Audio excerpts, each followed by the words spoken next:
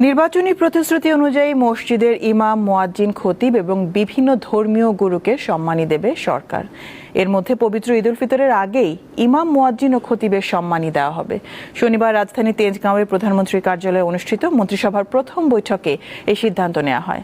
বৈঠকে শিক্ষা ব্যবস্থাকে আনন্দমুখর ও কর্মমুখী করে গড়ে তোলা, কর্মসংস্থানের সুযোগ বাড়ানো এবং ক্রীড়া অবকাঠামো ও প্রশিক্ষণ সুবিধা সম্প্রসারণের বিষয়েও আলোচনা হয়।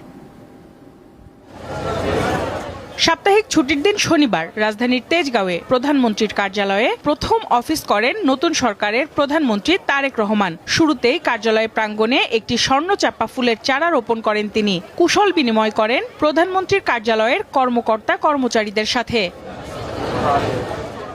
21শে ফেব্রুয়ারির ছুটির দিন তেজগাঁওয়ে কার্যালয়ে মন্ত্রিসভার বৈঠক করেন তারেক রহমান। এতে নির্বাচনী প্রতিশ্রুতি ও জনকল্যাণমূলক কর্মসূচি নিয়ে আলোচনা হয়। পরে এ বিষয়ে সাংবাদিকদের ব্রিফিং করেন প্রধানমন্ত্রীর উপদেষ্টা মাহদি আমিন ও প্রধানমন্ত্রীর প্রেস সচিব সালেহ শিবলি। ঈদের আগে আমরা এটি পর্যায়ক্রমে শুরুর যে প্রস্তুতি সেটি সম্পন্ন করে কিছু কিছু জায়গায় ইনশাআল্লাহ সম্মানিত খতিব সাহেবদের, ইমাম সাহেবদের এবং মুয়াজ্জিন সাহেবদেরকে একটি সম্মানী প্রদান করব ইনশাআল্লাহ।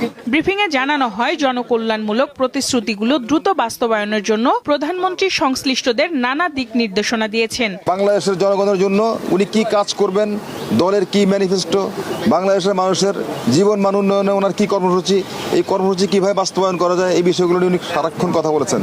এছাড়াও মহান শহীদ দিবস ও আন্তর্জাতিক মাতৃভাষা দিবস উপলক্ষে স্মারক ডাকটিকিট অবমুক্ত করেন প্রধানমন্ত্রী তারেক রহমান। শনিবার রাজধানীর তেজগাঁওয়ে প্রধানমন্ত্রীর কার্যালয়ে তিনি এই ডাকটিকিট অবমুক্ত করেন।